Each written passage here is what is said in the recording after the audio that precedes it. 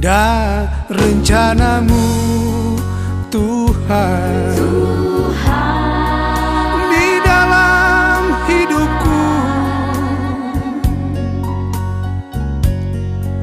Walau ku tak tahu dan ku tak mengerti semua jalanmu.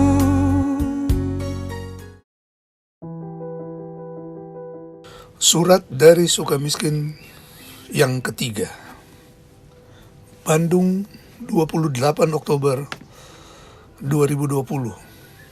Surat ini saya beri judul Leader is Character.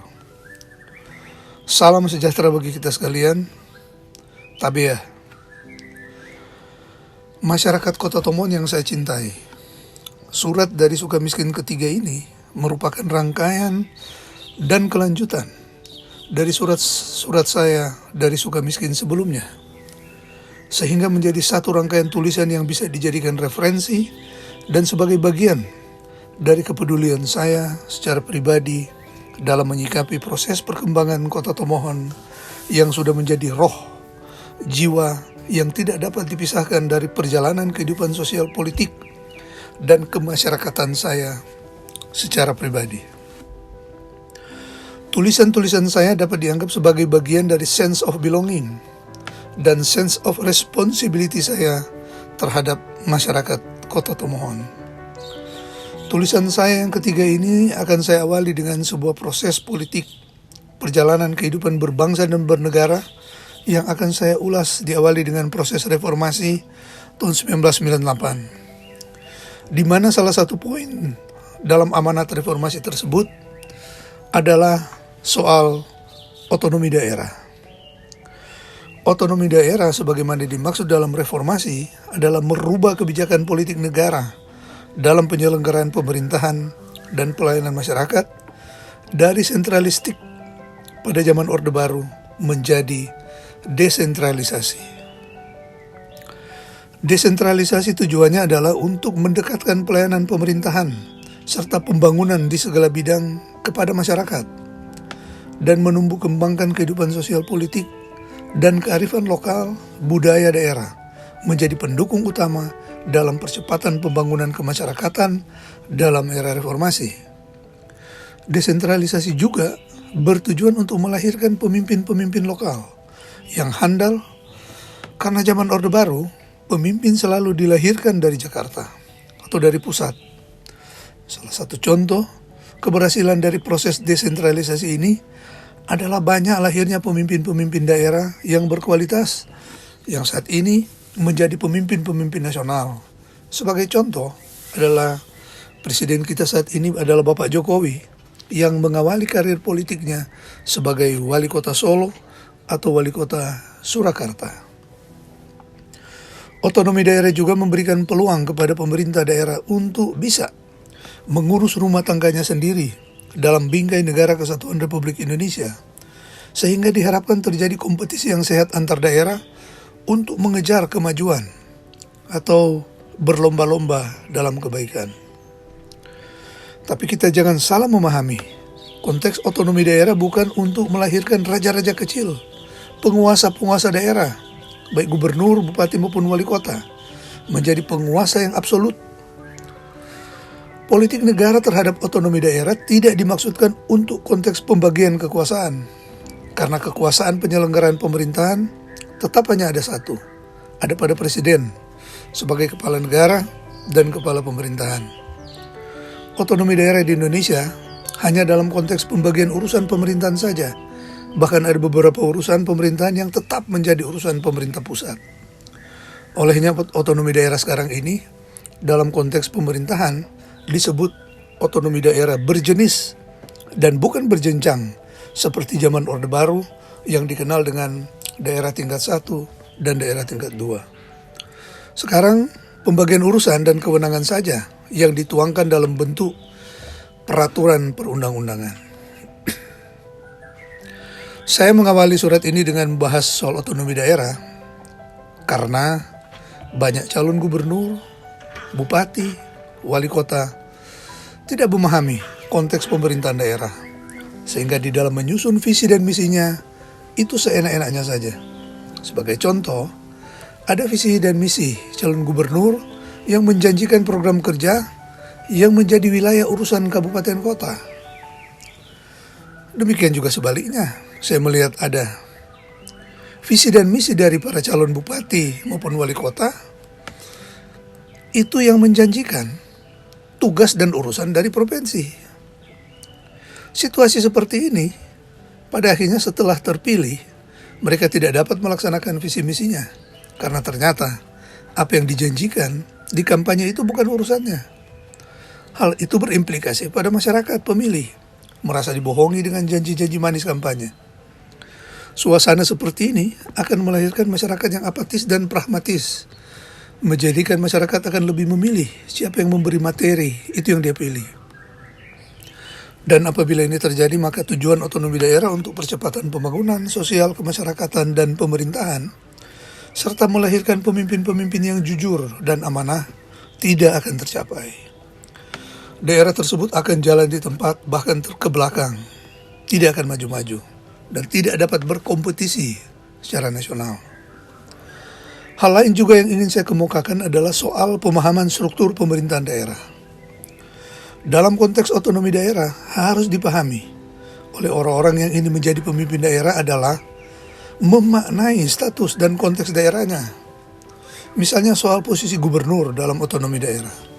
Gubernur itu melekat dua fungsi yang utama. Yang pertama adalah gubernur sebagai kepala daerah yang dipilih oleh rakyat secara langsung, berfungsi mengemban amanat rakyat untuk melaksanakan tugas dan fungsi penyelenggaraan pemerintahan dan pelayanan kemasyarakatan di wilayah provinsinya sesuai peraturan perundang-undangan.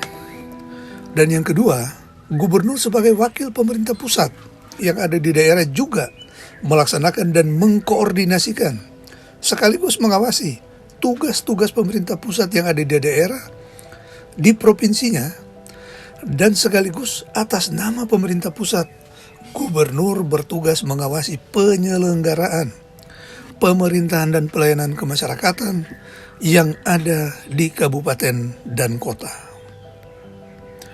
Hal ini penting diutarakan karena sering terjadi tumpang tindih kewenangan. Olehnya, para calon gubernur, calon bupati, wali kota harus mempelajari dan mengetahui semua posisi-posisi itu. Selanjutnya saya masuk dalam pemimpin Kota Tomohon. Adalah leader is karakter. Saya akan mengawali dengan penyebutan pemimpin di Kota Tomohon secara budaya Tombulu. Disebut dengan Tu'alokon. Dalam terjemahan bebas adalah pemimpin besar. Pemilihan wali kota Tomohon dalam konteks otonomi daerah adalah memilih Tu'alokon atau memilih pemimpin besar. Artinya kita akan memilih seorang pemimpin yang punya kemampuan besar untuk mengendalikan, mengayomi dan menjadi keteladanan untuk semua masyarakat, baik yang memilihnya maupun yang tidak memilihnya. Olehnya Tu'alokon harus seorang yang bijaksana, tidak pendendam, suka mengayomi, jujur, mampu melaksanakan apa yang diucapkan, tidak mau membohongi rakyat, dan menerapkan kepemimpinan secara holistik dan kolektif. Tu'alokon adalah pemimpin yang bekerja keras untuk rakyatnya, selalu menjadi terdepan dalam menghadapi segala persoalan yang akan datang untuk kemajuan masyarakat Tomohon. Olehnya, Tu'alokon mempunyai falsafah yang tetap melekat sampai saat ini untuk etnis Tombulu atau rakyat Tomohon adalah wa'u nae, wa'u keroan. Dan jangan menjadi pemimpin yang saru lutu, tamburi mata. Ini adalah falsafah hidup orang Tomohon yang harus menjadi pedoman dan pegangan para pemimpin kota Tomohon yang merupakan bagian dari etnis Tombulu atau Pakasan Tombulu. Harus kita lestarikan budaya dan falsafah hidup seperti ini, karena falsafah ini tidak akan usang dimakan waktu. baik dalam suasana era milenial seperti ini, falsafah ini tetap eksis dan lestari. Pertanyaannya adalah, siapa yang harus melestarikan falsafah ini? Tentunya seluruh masyarakat Kota Tomohon. Dan yang menjadi penggerak utama adalah Tualokon itu sendiri, atau pemimpin besar Kota Tomohon. Itu yang keren disebut Wali Kota Tomohon. Sekarang saya akan melakukan penilaian saya secara pribadi terhadap 10 tahun kepemimpinan dari Jamie Eman. Perkenankan saya memberikan evaluasi penilaian, koreksi. Hal ini dimaksudkan agar supaya menjadi acuan dari pemimpin Kota Tomohon yang akan datang, Tualokon yang akan datang, atau pemimpin besar Tomohon yang akan datang. Saya memberikan catatan ini sebagaimana apa yang saya pahami dan saya ketahui tentang perjalanan 2 periode kepemimpinan Saudara Jamie Eman sebagai wali kota. Terutama pada periode pertama, karena dia memimpin adalah bagian kelanjutan yang visi misinya saya yang buat dan harus dia lanjutkan. Saya memberikan penilaian secara pointer saja sebagai berikut. Yang pertama di bidang pendidikan. Bidang pendidikan adalah tugas dasar sebuah pemerintahan, menjadi tugas pokok utama.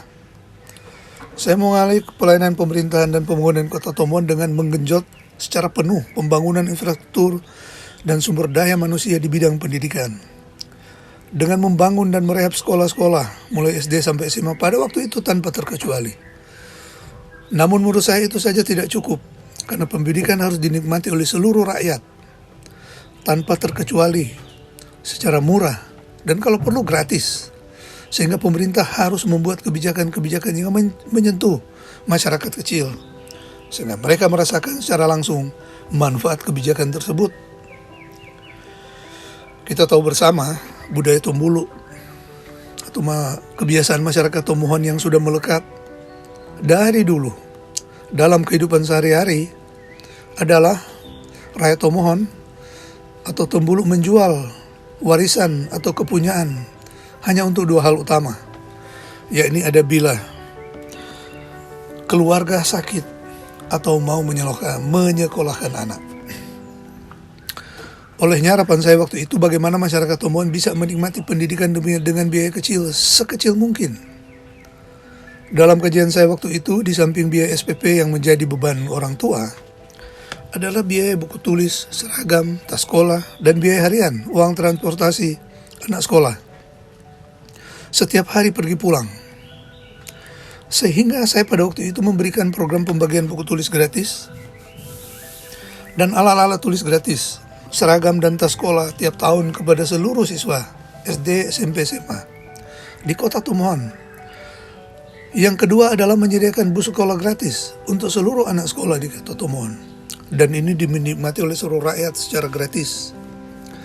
Tapi sayang, program ini dihentikan oleh Jamie Eman selaku wali kota.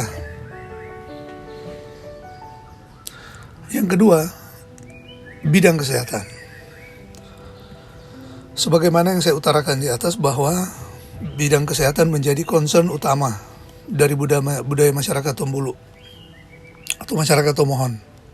Sehingga filosofinya adalah bagaimana kebijakan pemerintah agar masyarakat bisa mendapatkan pelayanan kesehatan secara murah, bila perlu gratis. Saya membuat atau membangun 7 puskesmas, bahkan 5 puskesmas rawat inap, dan semua itu diselenggarakan secara gratis dari seluruh pelayanan masyarakat. Bahkan semua kelurahan saya bangun puskesmas pembantu. Hal ini dikandung maksud agar dengan adanya fasilitas kesehatan di tiap kelurahan, maka masyarakat secara mudah mengakses pelayanan kesehatan dan murah. Dan kalau perlu, mereka bisa mendapatkan semuanya itu secara gratis, karena semua biaya-biaya itu disubsidi dari APBD Kota Tomohon. Program ini juga sampai sekarang tidak dilanjutkan. Bahkan puskesmas pembantunya sekarang tidak aktif lagi. Ini menandakan kepemimpinan Jamie Eman menjauhkan diri dari masyarakat Tomohon. Dia tidak peduli kebutuhan-kebutuhan dasar dari rakyat. Yang ketiga, infrastruktur. Pembangunan infrastruktur dalam bentuk fisik jalan, jembatan, pengairan, fasilitas umum lainnya menjadi faktor utama dalam program menggerakkan ekonomi masyarakat. Dengan filosofi bahwa akses ekonomi harus menguasai dari hulu sampai hilir. Semua untuk kepentingan masyarakat, Kota Tomohon tentunya. Saya banyak membuat jalan-jalan baru, membuka akses-akses baru, membuka jalan-jalan perkebunan. Karena pada waktu itu para petani ada kesulitan untuk memasarkan hasil-hasil pertaniannya. Karena ekonomi biaya tinggi terutama dalam sektor transportasi. Sehingga pembangunan infrastruktur perkebunan, persawahan menjadi leading sektor yang harus dikembangkan terus-menerus. Saat ini sangat melambat dan tidak terarah sehingga masyarakat tidak menikmatinya. Lagi-lagi konteks ini saya menilai Jimmy Eman menjauhkan diri dengan masyarakat. 4. Pelayanan pemerintahan. Pelayanan pemerintahan menjadi kunci utama di dalam kita melayani masyarakat. Rakyat harus mendapatkan akses yang mudah dan murah dalam pelayanan pemerintahan. Dalam segala aspek, olehnya mendekatkan diri ke masyarakat adalah hal yang penting dan juga mempersiapkan infrastruktur pelayanan pemerintahan yang mumpuni. Sehingga rakyat bisa mendapatkan pelayanan secara mudah dan gratis. Hal ini saya masih mendengarkan banyak keluhan birokrasi yang bertele-tele, melayani pilih kasih, menjadikan pemerintahan Jimmy Eman juga membuat jarak dengan masyarakat. Masyarakat tidak ada tempat untuk menaruh harapan bagi kepentingannya. Terjadi gap yang besar antara elit pemerintahan dan masyarakat kecil. Ini sangat disayangkan. Karena kehadiran Tomohon, kehadiran Kota Tomohon semata-mata hanya untuk pelayanan masyarakat. Yang kelima, program Kota Bunga dan industri florikultura. Ini adalah program yang saya rancang dan saya susun secara komprehensif. Bahkan sudah saya tuangkan dalam peraturan daerah, yang artinya siapapun yang menjadi wali kota wajib melaksanakan dalam pengawasan DPRD. Namun dalam perjalanannya saya melihat ada ketidakpahaman dalam melaksanakan program-program tersebut. Saya melihat yang dilakukan hanya seremonial saja. Yang penting tiap tahun ada pawai bunga, ada TIF, dan lain-lain saja. Padahal Kota Bunga itu titik tekannya pada bidang pengembangan pariwisata dan ekonomi kreatif. Sehingga pembangunan industri pariwisata yang harus menjadi leading sektornya. TIF dan pawai bunga itu menjadi momentum tahunan dalam pengembangan industri pariwisata. Sedangkan industri florikulturanya adalah bagian industri bunga di Kota Tomohon. Akan berkembang maju dan menjadi leader dalam industri bunga potong tingkat nasional. Semua blueprintnya sudah ada. Baik blueprint untuk Kota Bunga maupun industri florikultura. Dan itu dituangkan dalam 2 peraturan daerah. Tapi apa yang terjadi? 10 tahun berlalu tidak ada kemajuan. Yang adanya kemunduran. Karena dalam blueprintnya Tomohon tahun kelima sudah mengekspor bunga ke Singapura dan Jepang. Itu saya sudah lintis jalan sutranya. Sudah membangun hubungan-hubungan dengan Kementerian Perdagangan. Bahkan Ibu Mari Pangestu Menteri Perdagangan pada waktu itu 2 kali ke Tomohon. Saya bawa ke Wawo, dan Wawo itu akan dijadikan KEK untuk bunga, kawasan ekonomi khusus. Tapi sekarang mana tidak ada. Tidak terjadi. Selanjutnya bidang pariwisata. Harusnya pawai bunga sudah menjadi calendar of event se-Asia Pasifik. Dengan pesertanya kota-kota Asia Pasifik. Perlu diingat, TFF dalam blueprintnya pesertanya boleh kota-kota se-Indonesia dan selanjutnya kota-kota di dunia. Tapi sekarang lari. Pesertanya itu perusahaan-perusahaan swasta, organisasi masyarakat, semua sudah ikut serta. Itu keluar dari prinsip dasar dari Kota Bunga. Ini menjadi kayak pawai pembangunan aja, seperti biasa. Lagi-lagi Jamie Eman menggagalkan rencana Raya Tomon untuk sejahtera. Yang keenam, bidang budaya dan seni. Budaya dan seni adalah kunci masa depan suatu bangsa. Karena budaya akan menjaga hubungan harmonisasi antar umat manusia di era milenium baru. Dunia tanpa batas dan kemajuan teknologi akan menguasai. Begitu kata John Nisbet dalam bukunya Megatrend 2000. Olehnya bangsa yang akan menguasai dunia di era globalisasi adalah negara atau bangsa yang memiliki budaya yang kuat. Tomon sebagai suatu kota yang baru lahir di tengah-tengah etnis Tombulu yang merupakan bagian dari suku Minahasa. Sebagai kota yang baru lahir pada waktu itu, saya mengawali dengan mendorong dengan sekuat tenaga untuk melestarikan dan mengembangkan budaya Tombulu di kota Tomon. Saya membentuk Dewan Kebudayaan dengan tugas untuk menumbuh kembangkan budaya Tombulu dalam segenap sendi kehidupan masyarakat Tomohon. Bahkan di seluruh kelurahan harus ikut terlibat aktif dengan mewajibkan masing-masing kelurahan untuk membentuk minimal satu tumpukan maengket, kolintang, usi bambu, kebasaran.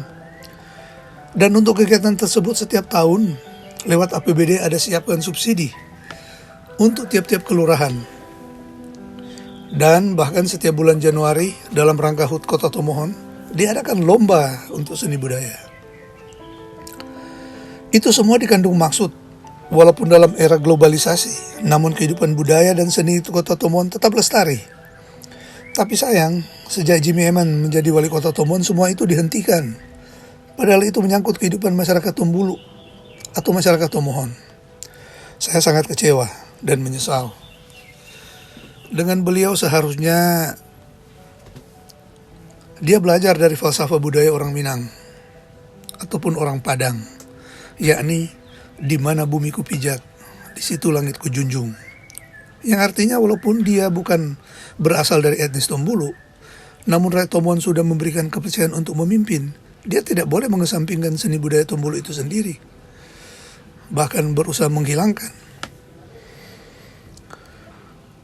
Saudara-saudara sekalian, itulah 6 poin utama yang bisa saya kemukakan, yang menurut saya ini adalah kegagalan dari Jamie Eman di dalam memimpin kota Tomohon. Mungkin masih banyak lagi kegagalan-kegagalan lainnya, namun saya kurang etis untuk mengungkapkannya.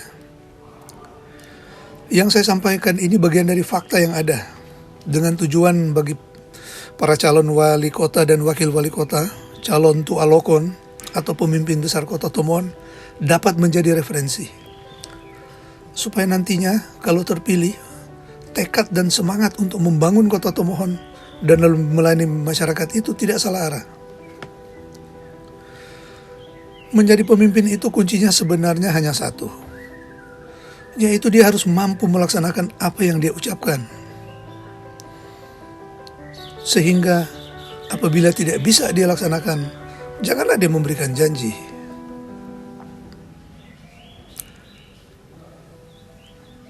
Banyak juga yang mengatakan bahwa dia sukses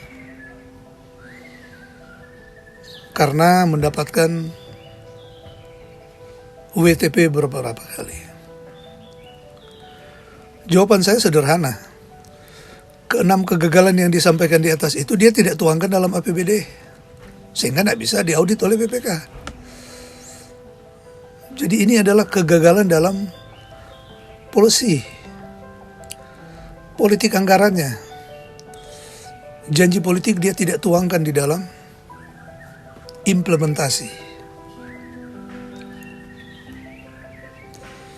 Mungkin dia banyak juga keberhasilannya, tapi mohon maaf, saya bukan pada posisi untuk mengungkapkannya. Biarlah orang lain yang akan mengungkapkannya, dan biarlah orang Tomohon yang akan menilai apakah benar atau tidak apa yang mereka ungkapkan. Karena rakyat Tomohon yang sudah menikmatinya, sudah merasakannya, bagaimana kepemimpinannya. Pemilihan wali kota pada dasarnya kita akan memilih sepasang pemimpin, yakni wali kota dan wakil wali kota. Pemilihan wali kota dalam rejim otonomi daerah saat ini bukanlah memilih partai politik, apalagi pemilihan ketua partai.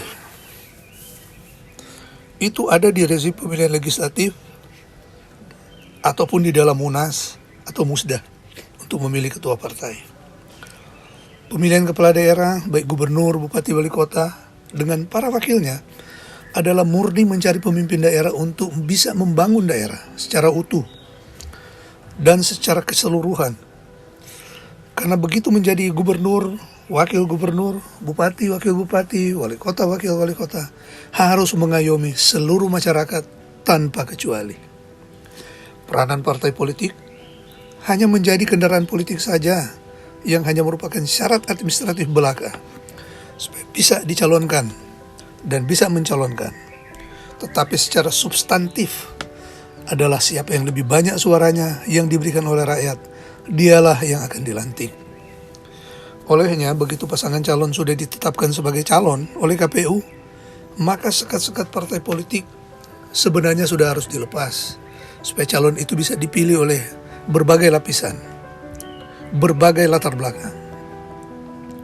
Hal ini juga menandakan calon tersebut bisa dipilih oleh siapa saja, oleh seluruh masyarakat.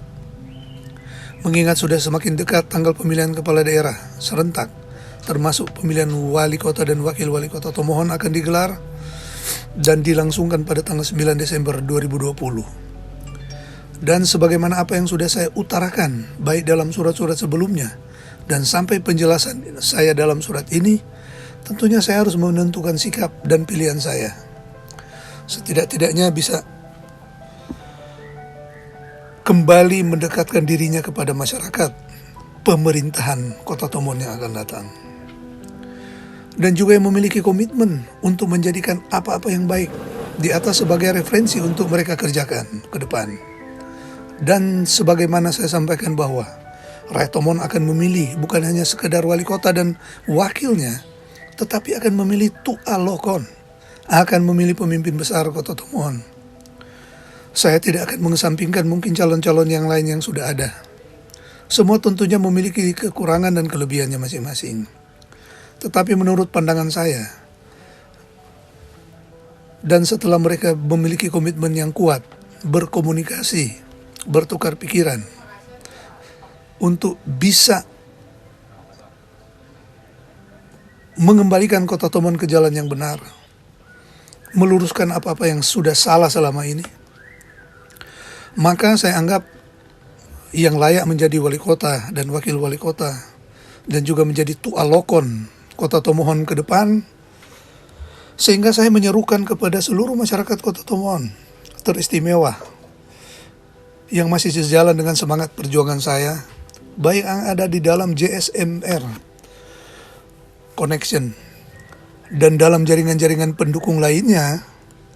Marilah kita bersama-sama untuk memenangkan dan memilih pasangan calon wali kota dan wakil wali kota nomor urut 2 atas nama Karol Senduk dan Weni Lumentut untuk menjadi wali kota dan wakil wali kota Kota Tomohon. Saya berharap mereka nantinya ketika terpilih akan tetap komit terhadap janji-janji politik terhadap rakyat Tomohon dan bisa mengembalikan Kota Tomohon ke rel yang benar. Saudara-saudara sekalian, tadi saya sudah menjelaskan sedikit terkait otonomi daerah. Saat ini juga akan ada pemilihan gubernur dan wakil gubernur Sulawesi Utara. Mengingat Tomohon sebagai bagian daerah yang masih membutuhkan sentuhan-sentuhan tangan yang harus lebih berpihak kepada rakyat Tomohon. Supaya percepatan pembangunan di Tomohon dapat terjadi, maka dibutuhkan sinergitas yang tinggi dengan pemerintah pusat dan pemerintah provinsi. Sehingga relasi hubungan dengan pemerintah provinsi juga harus baik dan kuat. Di samping itu, harus juga mampu membaca realitas politik nasional, di mana pemerintah nasional juga harus punya satu tarikan nafas yang sama dengan provinsi dan kabupaten kota. Di samping itu tentunya, satu hal yang tidak dapat diabaikan adalah hubungan emosional dari wakil gubernur maupun wakil gubernur dengan masyarakat Kota Tomohon, sehingga memiliki tanggung jawab moral terhadap masyarakat. Posisi gubernur dan wakil gubernur di Sulawesi Utara ini juga sangat strategis, karena kita harus jujur akui, baik Provinsi Sulawesi Utara maupun Kota Tomohon itu masih membutuhkan dukungan, terutama dukungan program dan pembiayaan dari pemerintah pusat. Karena kita belum bisa mandiri secara anggaran. Kemampuan fiskal kita memang belum bisa diandalkan untuk kita melakukan percepatan pembangunan.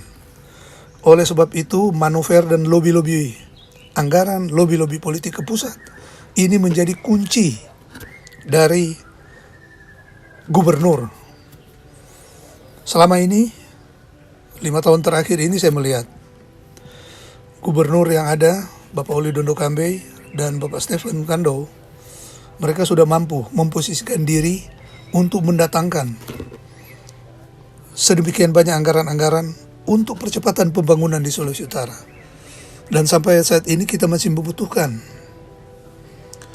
Sehingga tanpa mengurangi rasa hormat dan kelebihan dari semua pasangan calon gubernur dan wakil gubernur yang ada, maka untuk kepentingan masyarakat Sulawesi Utara sudah termasuk oleh kepentingan Kota Tomohon ke depan, maka menurut saya rakyat Tomohon banyak manfaatnya kalau memilih dan memenangkan pasangan gubernur dan wakil gubernur Bapak Oli Dondo Kambe dan Stephen Kando.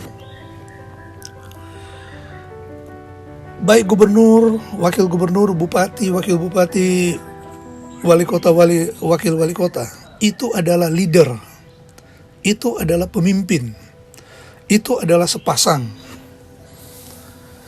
Hal yang sangat menarik yang saya pelajari dari pasangan gubernur dan wakil gubernur Bapak Oli dan Bapak Stephen, itu adalah kekompakan mereka. Saya salut dan memberikan apresiasi yang tinggi. Tidak banyak memang pasangan gubernur, wakil gubernur, bupati, wakil bupati, wali kota, wakil wali kota yang dapat berpasangan secara berturut-turut. Bahkan presiden sampai saat ini belum ada yang berpasangan secara berturut-turut.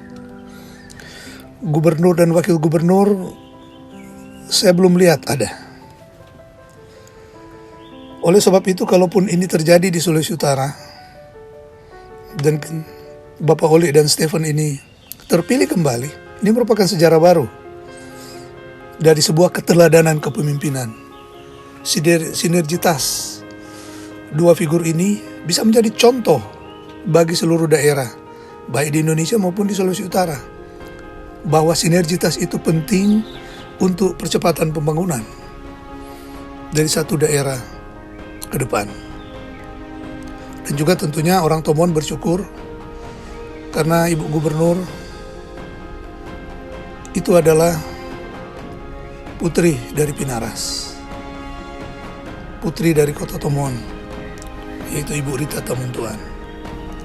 Jadi kita mempunyai tanggung jawab moral untuk memenangkan pasangan ini, dan semoga pasangan gubernur, wakil gubernur Bapak Oli Dondo Kambe dan Stephen Kando dapat merebut hati rakyat Sulawesi Utara dan kembali memimpin Sulawesi Utara. Dan untuk Kota Tomohon, kita mendapatkan suasana baru, mendapat pemimpin baru, pemimpin yang lebih bertanggung jawab, pemimpin yang lebih berpihak kepada rakyat Tomohon. Dan semoga Karol Senduk dan Weni Lumentut bisa memimpin Kota Tomohon 5 tahun ke depan, atau setidak-tidaknya menjadi pemimpin di masa datang. Demikian surat saya dari Sukamiskin, dan semoga ini dapat bermanfaat untuk kepentingan masyarakat Kota Tomohon dan masyarakat Sulawesi Utara ke depan. Semoga Tuhan Yang Maha Kuasa akan menyertai dan melindungi kita sekalian, dan tekad semangat kita semua untuk kemajuan Kota Tomohon dan Sulawesi Utara ke depan. Pakatuan Wapa Kalawiran, Wa'u nae, wa'u karoan. Hormat saya, Jefferson Lumayar, Wali Kota Tomohon 2005-2010, 2011-2016. Selamat memilih Tu Alokon, Tuhan memberkati. Jangan memilih yang saruk lutut, tamburi mata. Jangan memilih pemimpin yang suka ingkar janji. Pilihlah pemimpin yang sudah mempunyai track record yang tidak suka bohong. Itu yang penting. Terima kasih.